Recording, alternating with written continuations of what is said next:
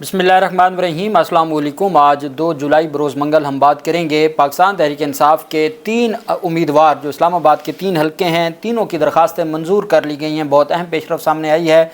तारिक महमूद जहांगीरी साहब election tribunal हैं, उसकी तफसील मैं आपके साथ शेयर करूँगा और साथ इद्दत निकाह केस में इमरान खान की अपीलों पर जो समाअत हुई है उसकी तफसील भी मैं आपके साथ शेयर करूँगा। सबसे पहले हम बात कर लेते हैं कि अक़वाम मुत्तहिदा के वर्किंग ग्रुप की जानिब से जो इमरान खान के ख़िलाफ़ जो मुकदमात हैं उससे मुतल्लिक जो तफसीलात सामने आई हैं, और ये बेसिकली कल से ही इसके ऊपर बात हो रही थी और मैंने चाहा कि आज हम सबसे पहले इसके ऊपर बात करते हैं।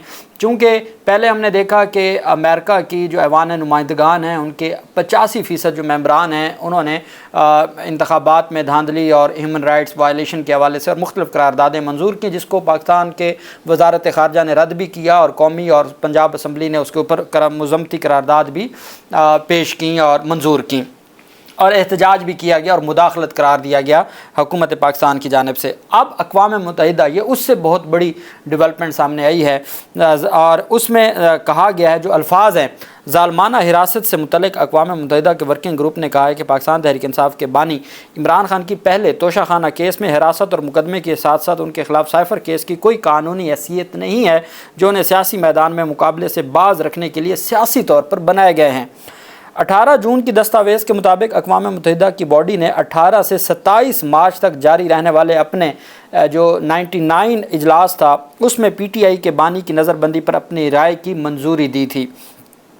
PTI सरबराह की मुख्तलिफ़ अदालती कार्रवाइयों में कानूनी तज़ादात और बेज़ाब्तगियों का जिक्र करते हुए इदारे ने कहा कि वो इस बारे में अपनी राय दे रही है कि क्या इमरान खान को ज़ालमाना तौर पर नज़रबंद किया गया है। इस बारे में कहा गया कि पहले तोशाखाना केस में इस्तगासा की कार्रवाइयाँ उनके दायरा कार से बाहर होने के साथ साथ इमरान खान और उनकी पार्टी पर सियासी जबर के तनाजुर में वर्किंग ग्रुप ने नतीजा अखज़ किया है। चूँकि तोशाखाना का जो केस था वो जज साहब की जुरिस्डिक्शन दायरा इख्तियार में ही नहीं था। यही अहम क्वेश्चन था जो ख्वाजा हारिस साहब ने उठाया था, जिसको आज तक डिसाइड नहीं किया गया और फिर उसमें हक़ दिफा भी नहीं दिया गया था, उसका जिक्र किया गया। कानूनी बुनियादों पर नज़रबंद नहीं किया गया इमरान खान को और ऐसा लगता है कि उसका मकसद उन्हें इंतखाबात लड़ने से रोकने के लिए नाअहल करार देना था। लिहाजा ऐसा महसूस होता है कि ये सब मुबैना तौर पर सियासी मकासद हासिल करने के लिए किया गया। रिपोर्ट में कहा गया कि इमरान खान की पहले तोशाखाना केस में सुनाई गई सज़ा के तरीक़ाकार और उसके बाद कानून नाफिज करने वाले एहलकारों की जानिब से उनकी गिरफ़्तारी, उनकी रिहाइश गाह में घुस कर उन पर और उनके अमले पर किए गए हमले पर तशवीश का इजहार किया। वर्किंग ग्रुप ने मज़ीद कहा कि साइफ़र केस में इमरान खान के ख़िलाफ़ कानूनी बुनियादों पर कार्रवाई नहीं की गई क्योंकि ऐसा नहीं लगता कि उनके इक़दामात से ऑफिशियल सीक्रेट एक्ट की खिलाफ वर्जी हुई है।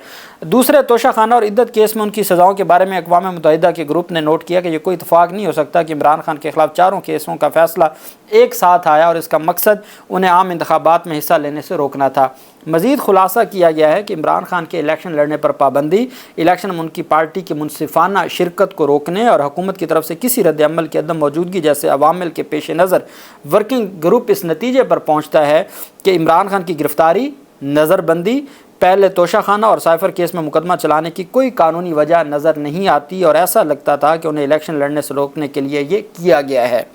वर्किंग ग्रुप ने कहा कि हुकूमत की तरफ से कोई तरदीद सामने ना आने पर ऐसा लगता है कि इमरान खान के ख़िलाफ़ बनाए गए मुकदमात का ताल्लुक इस बात से है कि वो PTI के कायद हैं और उनको और उनके हामियों को खामोश करवाने और उनकी सियासत में शिरकत को रोकने के लिए ऐसा किया गया है। वर्किंग ग्रुप की इस राय पर पाकिस्तान तहरीक इंसाफ ने इस रद्द अमल को अहम पेशरफ्त करार दिया है और इमरान खान इस वक्त आप जानते हैं कि अडयाला जेल में हैं और उनसे मुतल्लिक ये बहुत बड़ी गवाही आई है कि एक इंटरनेशनल जो सबसे बड़ा बैनुल अक़वामी वर्किंग ग्रुप है वो बाकायदा डिस्कस करने के बाद वो कहता है कि हमने हुकूमत पाकिस्तान से जब पूछा तो उनकी जानिब से कोई जवाब नहीं आया तसल्ली बख्श, और उस बुनियाद पे उन्होंने कंक्लूड किया कि इमरान खान की जो नज़रबंदी है या उनकी जो हिरासत है उसको वर्ड इस्तेमाल किया ज़ालमाना, और इसके ऊपर जो हुकूमत है उसकी जानिब से तरदीद आई है कि ये गलत ऐसी सारी बातें हैं और जो पाकिस्तान तहरीक इंसाफ है उन्होंने इसको खुशाइंद करार दिया है। वहीं पे इमरान खान और बुशरा बेगम के ख़िलाफ़ जो इद्दत निकाह केस है उसमें अपीलों पर आज पहली समाअत हुई है और आप जानते हैं कि इसमें जो अहम दरख्वास्त थी सज़ा मुअत्तली की वो ख़ारिज कर दी गई थी। मैंने आपको बताया था कि जब इतने कम अरसे में अपीलों ने डिसाइड होना है तो फिर सज़ा मुअत्तली की कोई ग्राउंड नहीं बनती। सज़ा मुअत्तली तब होती है जब अपीलों की पेंडेंसी के दौरान सज़ा मुअत्तली की इस्तदा की जाती है।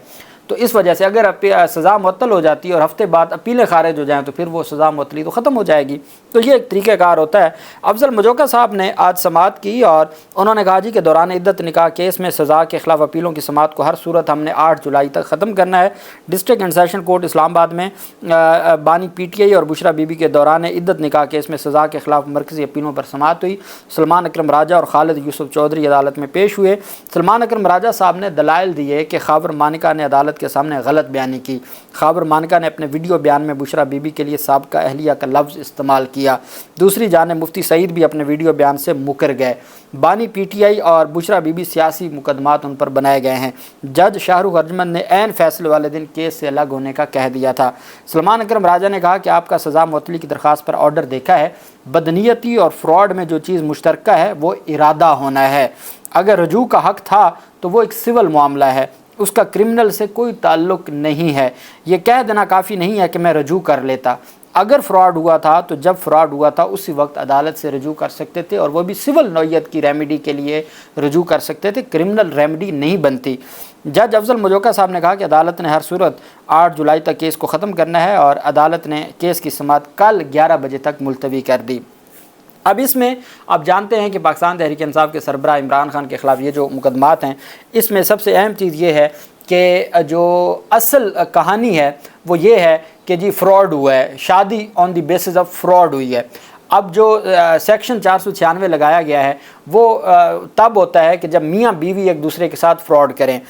فار ایگزامپل بیوی پہلے نکاح کے ساتھ تھی، اس کا پہلے نکاح انٹیکٹ تھا اور اس نے فراڈ کیا اپنے نئے ہسبینڈ کے ساتھ، اس کو نہیں بتایا یا چھپایا ہے اور فراڈ کرتے ہوئے اپنے خاوند کے ساتھ شادی کر لی ہے۔ اسی طریقے سے کوئی خاوند کا معاملہ آ سکتا ہے، تو یہ فراڈ ہے۔ اب فراڈ اگر for the sake of arguments ہم مان بھی لیں تو جو سیکشن اس کے اوپر لگایا گیا، 2 سیکشن تھے، ایک زنا بالرضا کا تھا اور ایک سیکشن تھا شادی فراڈولینٹ شادی کا۔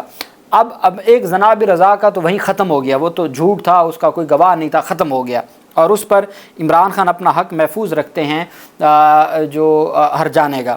دوسری طرف ڈیمیجز کلیم کرنے کا، دوسری طرف جو کیس تھا وہ تھا جو شادی فراڈولینٹ میرج کا۔ اب for the sake of arguments, صرف میں آرگومنٹس کو ایک بنیاد بناتے ہوئے اگر ہم یہ مان بھی لیں جو ایسا نہیں ہوا کہ کوئی فراڈ ہوا ہے تو وہ میاں بیوی کے درمیان فراڈ ہوا ہے۔ اب خاور مانیکا کا صرف ایک ریمیڈی رہتی ہے، وہ کہتے ہیں میں رجوع کرنا چاہتا تھا، میرا رجوع کا حق لیا گیا۔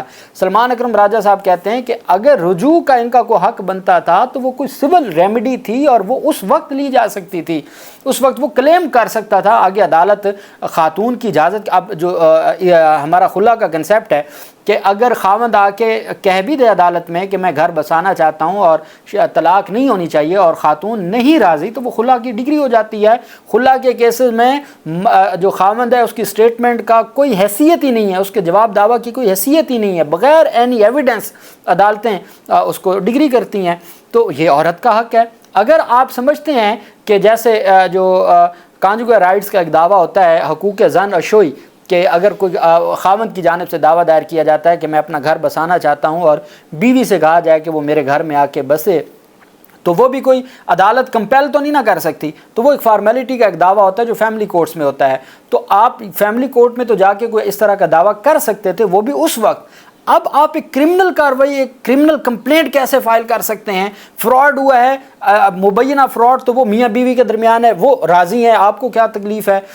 زنا برضا کا آپ نے جھوٹا الزام لگایا، وہ آپ کا اس پہ چارج ہی نہیں فریم ہوا، تو اس کے باوجود جو کیسز ہیں ان کو آگے بڑھانا، اور یہی وجہ ہے کہ اقوام متحدہ جیسے جو ورکنگ گروپ ہیں وہ بھی اس کے اوپر بولنا شروع ہو گئے ہیں۔ تو یہ چیزیں کبھی بھی جب آپ کمزور کیس بنائیں گے تو دنیا اس کے اوپر پھر بات کرتی ہے۔ کبھی زرداری نواز شریف کے حوالے سے بھی ورکنگ گروپ نے یہ کہا تھا، یا جو امریکہ کے 85% ممبران نے، کہ کوئی سیاسی انتقام ہو رہا ہے، ان کے خلاف کیسز تھے، بھلے اس کی ریزن جو بھی تھی بنانے کی، لیکن کیسز تو تھے۔ یہاں تو کیس ہی کوئی نہیں ہے اور زبردستی بنا کے جو ہے وہ ان کو آگے بڑھایا جا رہا ہے۔ اچھا، दूसरी तरफ अहम पेशरफ सामने आई है और वो मुअज़्ज़ज़ जस्टिस तारिक महमूद जहांगीरी साहब का आप जानते हैं कि पीटीआई उम्मीदवारों की जो इलेक्शंस पिटिशंस थी उन्होंने बड़ा टाइट कस के जो लीगी उम्मीदवार थे उनको कहा था कि बयान हल्फी जमा करवाएं, जिसका बयान हल्फी गलत होगा वो जेल जाएगा, और जो असल फॉर्म 45 हैं मैं उसका फोरेंसिक करवाऊंगा और वो फोरेंसिक जाएगा, जो अदालतें उसको देखेंगी और उसके मुताबिक, और अगर मुझे बैनुल अक़वामी जो हुकाम के पास या जो एजेंसीज़ हैं या जो ऑर्गेनाइजेशंस हैं वहाँ से भी उनका फोरेंसिक करवाना पड़ा तो मैं करवाऊँगा। इससे वो भाग गए और फिर वो गए इलेक्शन कमीशन और बाकी जगहों पर। अब दिलचस्प सूरत हाल तब आई है कि जब आज अदालत में समाअत हुई है और अदालत में समाअत के दौरान जो है वो एक अहम पेशरफ सामने आई है, और वो ये है कि पाकिस्तान जो तहरीक इंसाफ की NA 47 और 48 इलेक्शन ट्राइब्यूनल में दरखास्तें थी कि जनाब चूँकि अब आप बहाल हो गए हैं, वो फ़ैसला ख़त्म हो गया है, मुअत्तल हो गया है, तो आप मेहरबानी करके समाअत शुरू करें तारिक जहांगीरी साहब को। तारिक जहांगीरी साहब ने उसके ऊपर समाअत की।